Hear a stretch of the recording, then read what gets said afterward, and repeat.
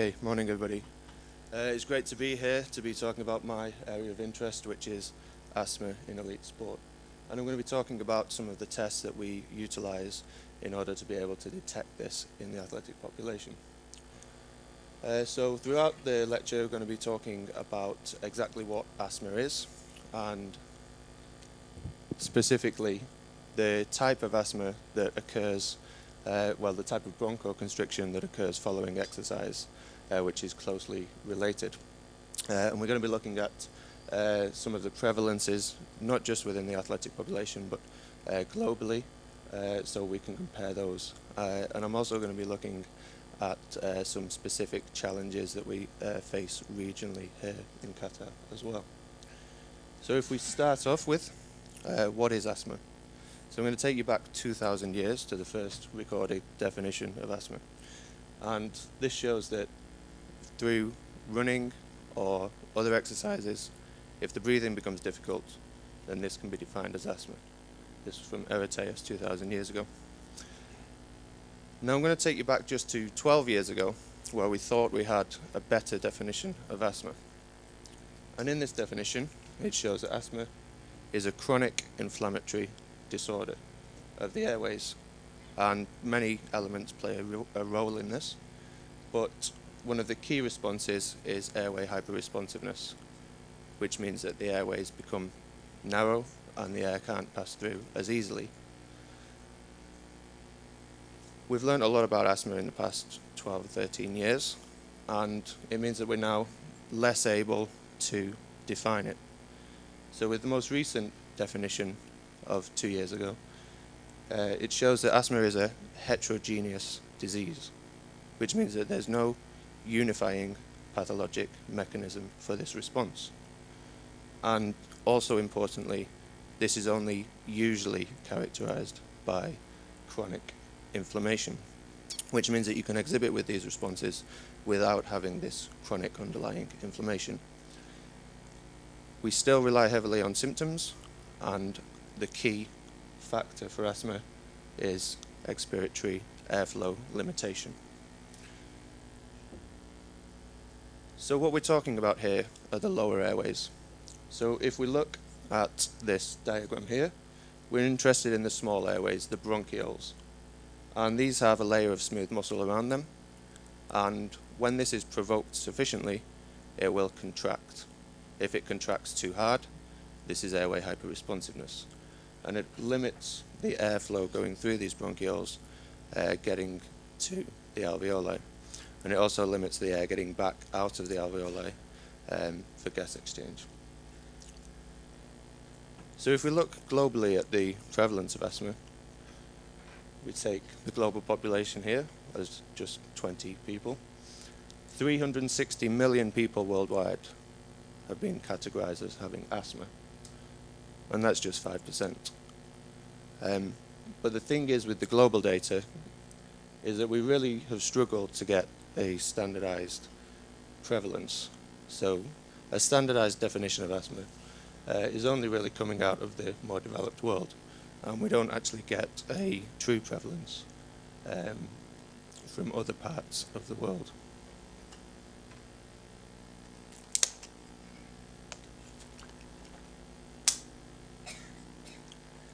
But if we look at a country where there is a good definition of asthma, and we look at the UK, roughly 5.4 million people in the UK presenting with asthma, which is just under 10%. So 1 in 10 people will experience this airflow limitation in the small airways through a variety of triggers. But we're going to look into exercise-induced bronchoconstriction now, and the best definition from this comes from 2 years ago, and it talks about it being the transient narrowing of the lower airways after exercise, and that's a key definition, that this occurs after exercise. But it can occur in either the presence or the absence of clinically recognized asthma. And what we also do nowadays is we try to avoid the term exercise-induced asthma, which I think many of you will have heard of in the past. And this is mainly because it could imply incorrectly that exercise causes asthma. rather than just is a potential trigger for bronchoconstriction. And there's a large overlap between what we recognise as the clinically recognised asthma and what we recognise as exercise-induced bronchoconstriction. And the majority of people with asthma will also exhibit with EIB, and the majority of people with EIB will also exhibit with asthma. But interestingly, specifically in the athletic population, we get exercise-induced bronchoconstriction occurring without these other clinical signs of asthma. So if we look at the prevalence of EIB in elite sport, again back to these 20 people, if we look at just slightly lower than elite sport, the recreationally active individuals, we have 13%. And what was interesting about this study was that we actually recruited from previously undiagnosed individuals. So taking aside the 10% of recognised asthmatics in the UK, when we actually looked further within this population, we found an extra 13% that were previously undiagnosed with exercise-induced bronchoconstriction. And if we look at the British Olympic team, who've been studied by Dr. John Dickinson, he found roughly 1 in 3 athletes presented with exercise-induced bronchoconstriction. And also within this, so within this cohort of athletes, there are specific sports that are more provocative. And so if we look at the winter sports, these are extremely provocative to the lower airways. And this is because there's a dry air challenge to the lower airways, and I'll explain a little bit about that later. But there's a sport that exhibits higher prevalence than this even, and that's with the elite swimmers. And what we know about elite swimming is that there's a microclimate in the swimming pool environment which contains some toxic gases which can be detrimental to lung health, and I'll explain exactly what that is later on. If we look at the simple pathophysiology of EIB, we have to have a modest period of high intensity exercise, and this is sufficient to increase minute ventilation. Following this, we get an inflammatory response, and this leads to bronchoconstriction.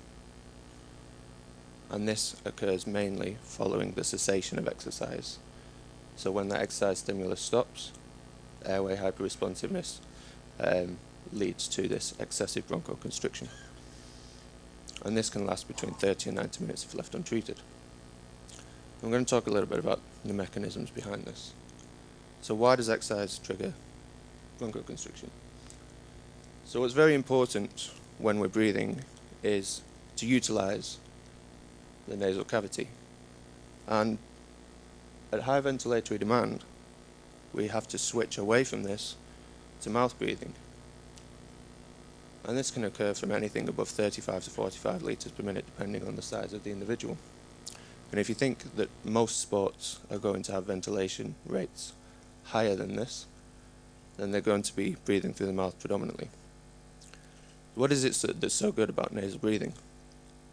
It's better able to humidify the inspired air, and this is a key point which we'll talk about in the mechanisms a little bit later. It's better able to warm this inspired air, is better able to filter out particulates, and is better able to trap and kill viruses and bacteria. So these things, when we're breathing, are quite beneficial. But during exercise, we lose these. So in susceptible individuals, the airways become hyper-responsive, and this results in EIB. And this is because, mainly, there's a hyperosmolar environment from this dry air that we breathe in. And if we get exercise with high ventilatory demand, we have a large water loss from the airway surface liquid.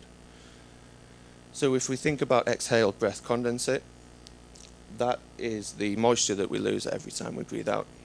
And I know that you've often wondered how much this moisture is, and it's up to 32 milligrams per litre, which doesn't sound like a large amount. And if we think of an athlete exercising potentially at 100 litres per minute, there's a total water loss there of 3.2 grams per minute during exercise. Again, there's very small numbers. But then if we actually think about actually how much water is in the airway surface liquid. And that's estimated to be about 3.6 milliliters. So an athlete exercising intensely is going to have to replace that airway surface liquid 100% every minute. And this is fine for most individuals. We can cope with that stress. But the problem is that in susceptible individuals, we have a heightened response to this stress. So if we look further at the mechanisms, we have quite a complex slide here showing that we lose this airway surface liquid, and that increases the concentration of the osmolarity of this airway surface liquid. There's some sodium, there's some chloride in that fluid, and that will cause an osmotic challenge to restore that water from the surrounding cells, mainly the epithelial cells. So water moves out of the cells and into the surface liquid. And if that happens for long enough, those cells start to lose their structural integrity. And then they start to release pro-inflammatory mediators to try to call upon the systems of the body to deal with this stress and replace this water loss. And if this is a heightened response, we get airway smooth muscle contraction. And that's the exercise-induced bronchoconstriction that we're talking about. And if this happens often, so with an elite athlete, potentially 2-3 times a day, we get injury repair cycling going on. And this can cause structural changes that make this response even more heightened. So I'm going to talk you through now the mechanisms, looking at it cell-specifically. So we've got the airway epithelium here. Here's the airway surface liquid that we've been talking about, and the ciliated epithelial cells, which move all of these invading particulates and mucus out of the airways. And this is the mucus producing cell here, and we've got this surrounded by some airway smooth muscle, and we've got the blood supply around that with the capillaries. So we start to exercise, and it's at high intensity and it's very rapid onset. This can cause structural damage to the airway epithelium, and the cells that have shrunk have lost their protective barrier. And then we get particulate infiltrates, and this can be a variety of different things. Luckily, within the airway lumen, we have the mast cells, and these are in situ and they're ready to detect any stress. And if the mast cell detects these particulates invading, they will degranulate and release inflammatory mediators, and this is mainly histamine and leukotriene. And then that is a signal to recruit more immune cells to this site of injury. And we have the dendritic cell here, and what this is doing is it's checking every single one of those particles that's coming in and invading to see whether it's a potential pathogen. And it will take this pathogen, which we call an antigen, and present it to other cells to see whether it's something that we should start to fight off. But as well, we have other cells coming, such as the eosinophils and neutrophils. And when these come to the site of injury, they too release some of these inflammatory mediators, reactive oxygen species and cytokines. And what this causes, in high enough concentration, is a contraction of this airway smooth muscle surrounding the epithelium. And then this stops the airflow getting through these airways. And so this stress that occurred when these muscles contract is reduced because there's less airflow going through these airways. But if it's a heightened response, then it's potentially detrimental. Once these immune cells are recruited, we eventually get repair. We get a release of growth factors, and the growth factors will help to repair this tissue back to what it was previously. But if we look at the chronic injury repair cycling that these susceptible individuals can get, it doesn't repair in its exact state that it started off with. So potentially there could be some extra mucus producing cells, and potentially there could be some extra airway smooth muscle cells. And this is the smooth muscle and mucus gland proliferation, and this can actually lead to a heightened response. And the mast cells that are in situ in the tissue actually become heightened, and so they're prepped to respond more quickly next time we get this airway injury. And this leads to smooth muscle contraction more quickly. If you combine that with the fact that we've got these growth factors leading to increased volumes of airway smooth muscle, we've got epidermal growth factor and transforming growth factor. This increases the smooth muscle, and this heightens the airway hyper-responsiveness. And this is in susceptible individuals. So what do we do with these individuals? Well, we have to aim at reducing the factors driving airway dysfunction. And we can do this pharmacologically by administering some of the traditional asthma medications, which I'll talk about at the end of this presentation. Or we can do this non-pharmacologically. We can try to avoid these triggers or aggravating factors or dampen them down. So what are the aggravating factors then that can affect the respiratory system? So we can be exposed on a daily basis to some toxic chemicals and some very small particulates, and these can damage the lungs.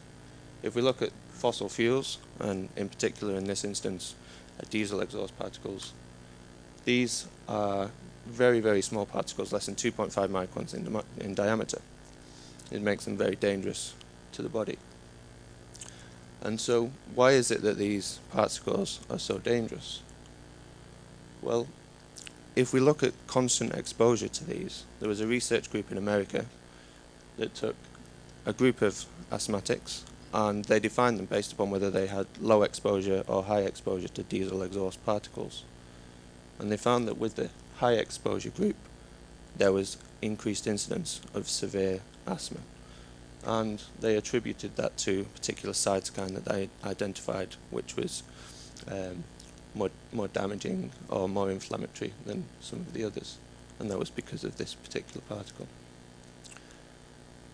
So why are they so damaging? Well, when these particles have been run through a deposition model, we find that they're able to get all the way down to the alveolar level. And from that point, they're able to get into the vascular system and cause vascular damage.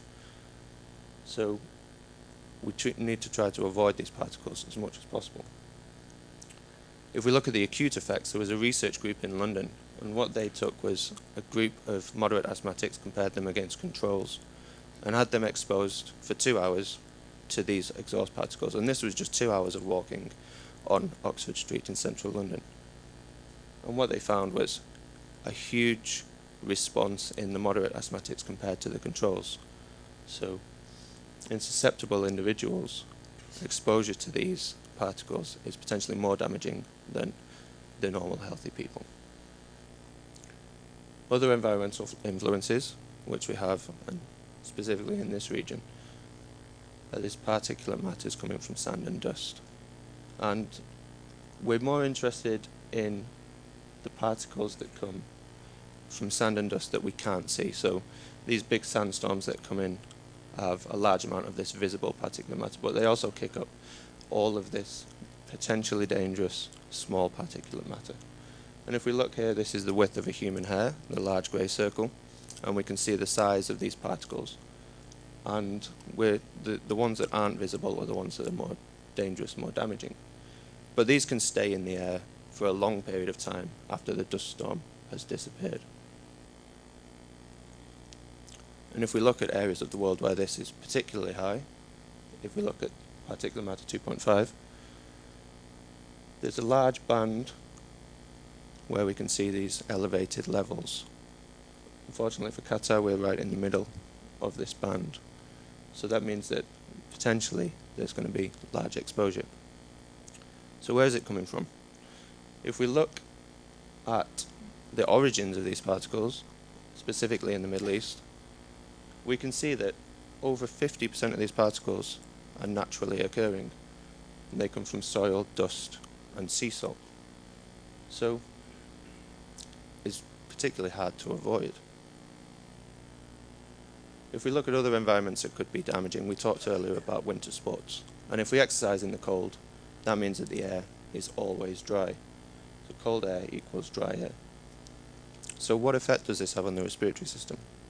Well, there was a research group that actually looked at comparing healthy people, asthmatic people, and in the middle we've got this group of elite skiers. And they looked at changes in the airway epithelium because of particular growth factors. And we've got in the lumen here a fibrogenic mediator called tenascin. And this was heightened, this was thickened in the elite skiers almost to the level of these traditional asthmatics. And that was regardless of whether they were bronchial hyper-responsive or not. So we've got a graph here showing exactly what happens when we get these growth factors being released. And this is transforming growth factor beta. And we've got two fibrogenic mediators. We've got fibronectin and tenascin. And what they actually do, if you look at the blue cells versus the orange cells, the blue cells are this protective barrier that we have in the airways. And as we get increased exposure to these transforming growth factors, we lose this protective barrier. And this can potentially lead to more susceptibility to airway hyperresponsiveness. If we look at other environments, we know here that if you're exposed to high temperatures, this can be particularly dangerous. And when this high temperature and intense sunlight is combined with some of these noxious gases and volatile organic compounds from air pollution, we get the formation of ozone at low level. And this can be damaging to the lungs. We've had studies that show that the response to an allergen challenge, and we've got here the dose of allergen required to reduce lung function by 20%. The dose required to induce that drops whether they're exposed to ozone, nitrogen dioxide, or a combination of both. And so this is potentially worrying for people exercising out in intense sunlight and high temperatures. So we're going to go back to the swimmers. And I mentioned about the surface of the swimming pool being potentially provocative. And this is due to chloramines and chlorine gases that we get at low level in the swimming pool. And this research that was performed looked at the elite swimmers versus controls, and already you can see quite clearly the prevalence of EIB is greater in the elite swimmers. This was with a lung function response to an EVH challenge, which I'll talk about a little bit later. But also interestingly, if you look at V1, this was in competitive season, and if you look at V2, this was out of season. And in these elite swimmers, the lung function response to this challenge reduced when they were out of season. So this is evidence that potentially there are some reversible changes going on when they stop this exercise. Finally, I'm going to talk about smoke exposure. And in some areas, smoke exposure is unavoidable. You can be exposed to passive smoke in restaurants, cafes, and hotels, and also quite popular here in Qatar are these winter camps where people get exposed to campfires. And I'm going to talk about the numbers of people that are exposed to this, because if you think about your own exposure to passive smoking, you probably think that it's not very likely given the environment that we're in and the places that you visit. But what we have here are a group of countries, and the common factor between these countries is that they have relaxed indoor smoking policies. And we see Qatar on this list. And in Qatar, based upon this data, roughly 1 in 5 people are exposed to passive smoke on a regular basis. So I'm going to talk about the respiratory health here in Qatar. And within Qatar, over 15 years ago, actually all was normal, all was fine.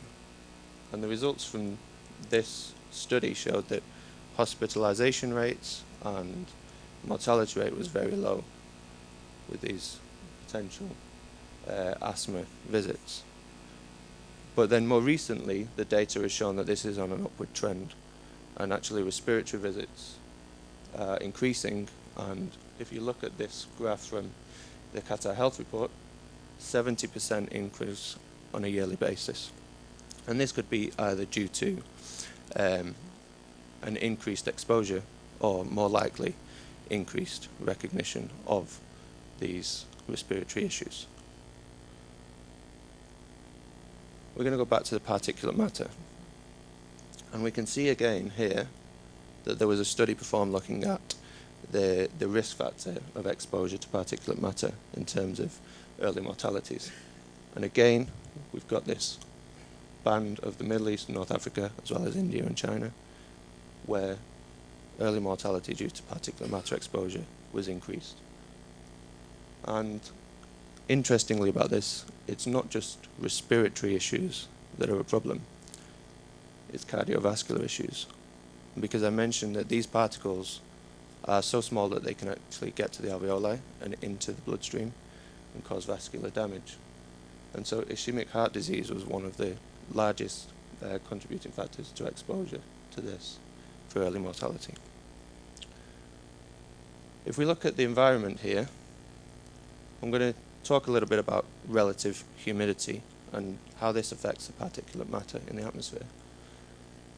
So we've got a band here of relative humidity between 40 and 70%. And I know this looks a little bit strange because the relative humidity seems to be going down in the summer months. And we all know that in the summer months here in Qatar, the humidity can be unbearable.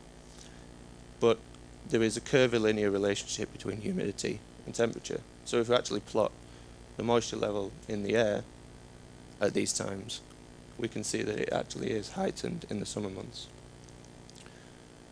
But what I'm going to talk about with regard to this humidity is it reduces the deposition time of this particulate matter that is particularly dangerous to health. And if we look at particulate matter 2.5, there's a band for an increasing trend of PM 2.5 in the atmosphere between 40 and 70% relative humidity. And if we look at particulate matter 10, which is slightly larger, this has its highest prevalence at a relative humidity of around 40%. So if you think about the atmosphere here in Qatar, particularly after these dust storms, this potentially dangerous particulate matter is in the air for a long period of time. So what does that mean for the athletic population? Now, we know that Qatar are currently producing some very high-level athletes, but the thing is we actually don't really know about the respiratory health of these athletes. But what we're going to be doing here at Aspetar is we're going to be doing objective assessments of airway health. And we're going to do this through the respiratory clinic that we're setting up. So, in terms of diagnosing asthma, we have a number of methods for this. And in a primary care setting, we rely on symptoms history, physical examination, peak flow data, and responsiveness to a trial course of therapy.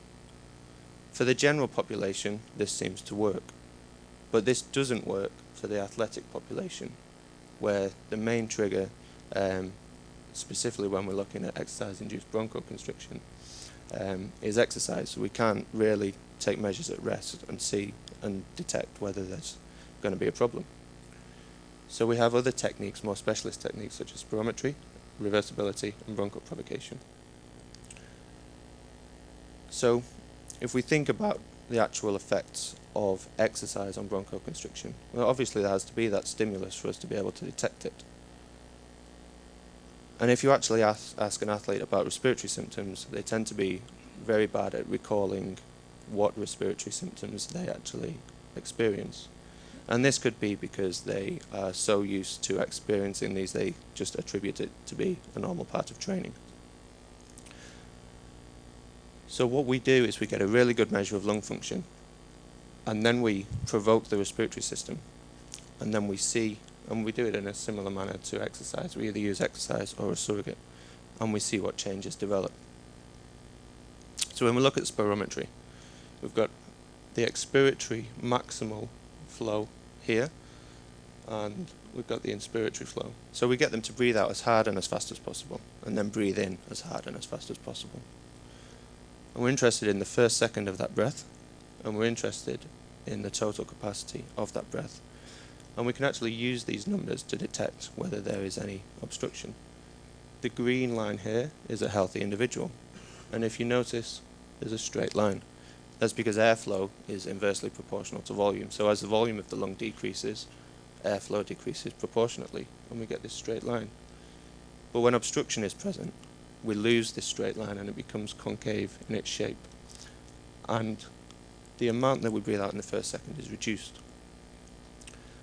If we look at this in real time, what you can see here on the right is this expiratory flow loop of a healthy individual in blue and an asthmatic individual in red. And you can see the large difference between these two loops. But also what I want to highlight is the actual shape of these curves in real time in terms of the total breath duration. So we've got flow versus volume here, where almost all of the breath out comes in the first second. But we've got volume versus time here. And it's critical when we're evaluating lung function that we actually get them to get to their true maximal capacity. So we need to get them to keep breathing this air out for a minimum of 6 seconds for it to be acceptable. And this gets them to their maximum limit. And so we have some testing methods that we can incorporate. We can do a reversibility test. So we can get a good measure of baseline spirometry. And then we can administer some asthma medication to them. And then we'll repeat the spirometry afterwards. And they will be positive to this challenge if their lung function increases by 12% or more. And it's useful if we identify baseline obstruction. So we've got low baseline FEV1 of a low ratio between the first second and the total volume. And this is good for the general asthmatics. So if we do identify this bronchoconstriction at baseline and they reverse, it's useful to detect that.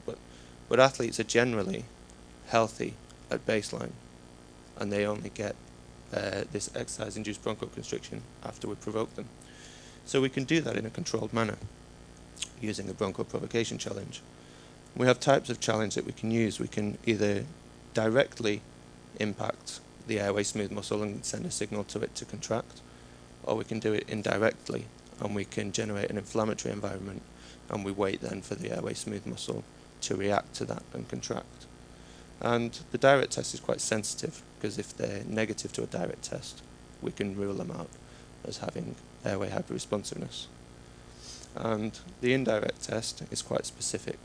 So if they're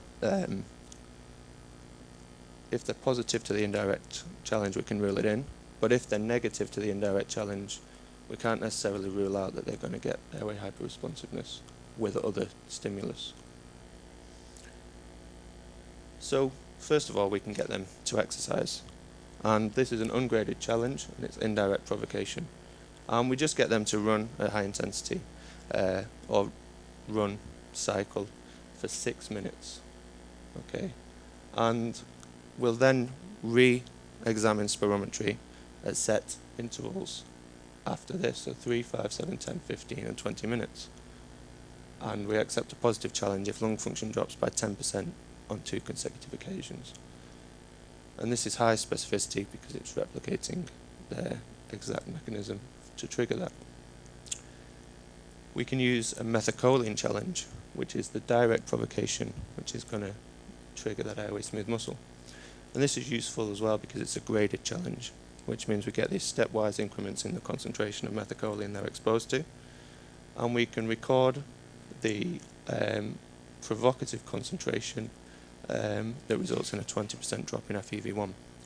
So they'll do 5 inhalations of these different concentrations of methacholine through a nebulizer, and we'll repeat spirometry afterwards, looking to see if we get this 20% drop.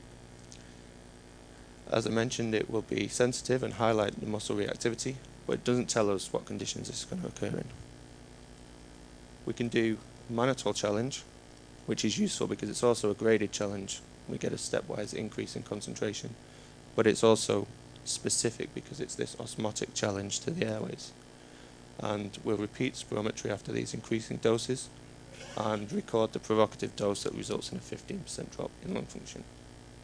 And it's useful to use this in younger athletes and in situations where an ungraded test might be deemed too provocative. And we're going to talk next about the EVH challenge. And with the EVH challenge, you can see Dr. John Dickinson here performing this, and he's actually breathing at a ventilatory rate of 120 litres per minute. I'll pause that for you. So we get them to breathe this dry air, and we get them to hyperventilate at rest. So what we have to do is control for the gases. We make sure that there's a 5% CO2 concentration in that gas, so they don't flush out CO2 and faint during the test. We then repeat spirometry at regular intervals afterwards, and again, just like with the exercise challenge, if there's a lung function drop of 10% from baseline on 2 consecutive time points, this is indicative of a positive test. And this test is actually the International Olympic Committee Medical Commission preferred choice of test for detecting EIB in athletes. And we can perform this now at the Aspetar Respiratory Clinic. We can also test for other markers. So the exhaled nitric oxide test is quite useful, because if you remember the cellular mechanisms slide from earlier, one of the inflammatory cells was the eosinophil, and there is a positive correlation between sputum eosinophils and the percentage fall in FEV1 from exercise challenge. So this is correlative with the inflammation that occurs from exercise-induced bronchoconstriction. These cells, these eosinophils, produce nitric oxide. So if we can measure nitric oxide in exhaled breath, we can get a rough estimate of exactly how many eosinophils are in the airways. And this can be indicative of this potential response. We can also measure exhaled carbon monoxide. And what we do with this is we can detect exposure to smoke or exhaust fumes. And this is quite useful in the athletes because it can help them to identify exposure that they might not be aware of. We had an athlete that we were testing that had high exhaled carbon monoxide, and he didn't know why. He said he didn't live near a busy road, he had a non-smoking home, and upon questioning it turned out that this athlete had spent the weekend at the winter camps and he'd been inside a tent exposed to a campfire with low ventilation. So this is quite useful in identifying potential triggers. So we have the capability here at Aspetar now to do this full array of tests for the elite athlete. We can do the preferred choice of test for AIB with the EVH challenge, but we can also do reversibility tests, and we have these markers of exhaled breath gases that can also be indicative of airway inflammation or exposure to smoke. And we're going to utilize these tests for the benefit of the athlete to help to improve their athlete healthcare, but also we're going to be able to use these tests for research as well.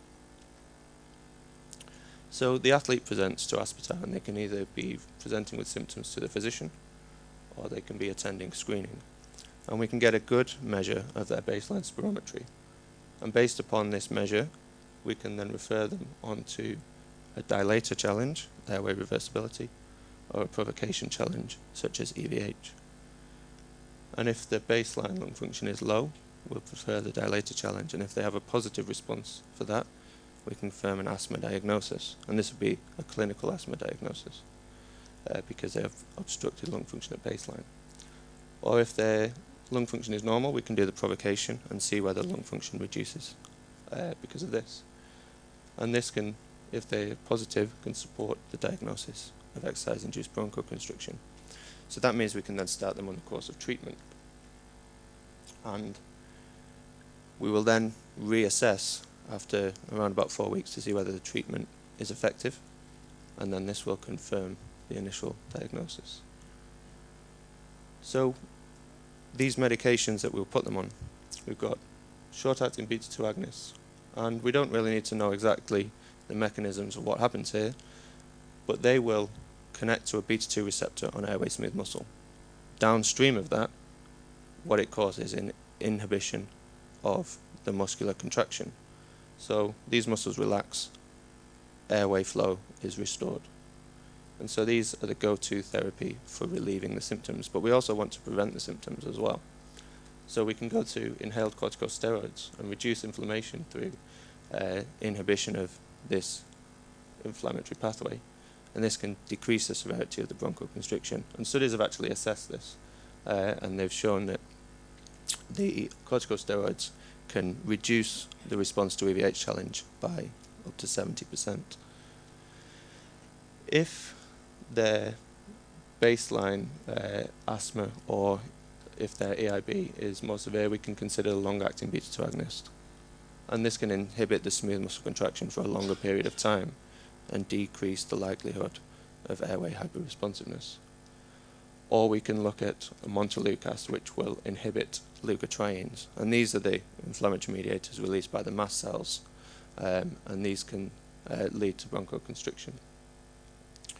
And by inhibiting these, we will decrease the severity of the bronchoconstriction. And so that leads me to my final slide then, and my summary.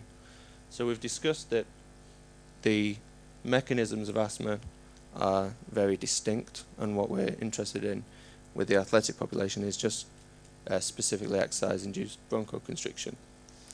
And this can occur in the presence or absence of clinically recognized asthma. And there's a high prevalence in these athletes, so it's important to protect them, to identify this and to protect them, these susceptible individuals, from this exposure. And I've also talked about the different tests that we have now employed here at Aspetar for identifying and treating these athletes. I'd like to thank the team, so Professor Matt Wilson, Dr. Roger Polferman, Professor Olaf Schumacher, for actually helping to establish the respiratory clinic, and with Dr. John Dickinson, our partner at the University of Kent, Dr. James Hull, our partner at the Royal Brompton, and also I'd like to thank the athlete screening team for allowing us to set up this clinic in their screening clinic. Okay, thank you.